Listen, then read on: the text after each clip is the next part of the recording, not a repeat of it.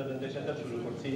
মঙ্গলবার রাজধানীর আগারগাঁওয়ে নির্বাচন ভবনে প্রবাসীদের ভোটাধিকার নিয়ে অংশীজনদের সঙ্গে আলোচনা করতে সেমিনারের আয়োজন করা হয়। আমার ফলোআপ প্রেজেন্টার যারা আছেন অনুষ্ঠানে বিএনপি ও জামাত সহ বিভিন্ন রাজনৈতিক দলের প্রতিনিধি, সিনিয়র সাংবাদিক ও নির্বাচন কমিশনার সহ বিশিষ্ট ব্যক্তিরা অংশ নেন।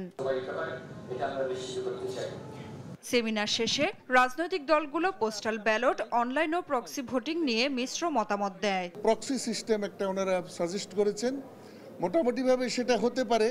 এটা খুবই বিস্ময়ের ব্যাপার যে বাংলাদেশের 55 বছর অতিবাহিত হচ্ছে, অথচ প্রবাসীরা প্রবাসে থাকা অবস্থায় ভোট দেওয়ার কোনো আইনগত সুযোগ পায় নাই। আমরা নির্বাচন কমিশনকে অনুরোধ করেছি তাদের সর্বোচ্চ চেষ্টা করার জন্য, যাতে বাংলাদেশিরা যারা প্রবাসীরা আছেন তারা সবাই তাদের ভোটাধিকার প্রয়োগ করতে পারে। বিএনপির 3 সদস্যের প্রতিনিধি দলের নেতৃত্ব দেন স্থায়ী কমিটির সদস্য নজরুল ইসলাম খান।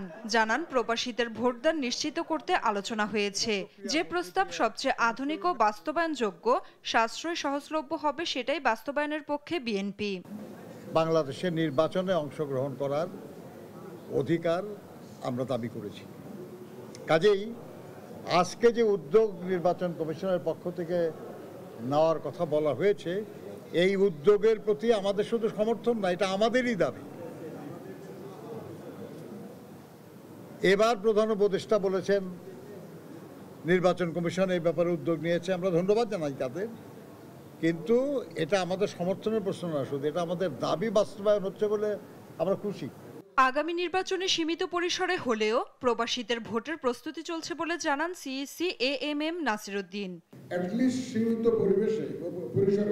সীমিত পরিসরে আমরা শুরু করি, শুরুটা অন্তত হোক। আমরা চাই যে নেক্সট ইলেকশনে শুরুটা অন্তত হোক, এই জন্য আপনাদের সবার বিজ্ঞ মতামত এবং সমর্থন আমরা চাই।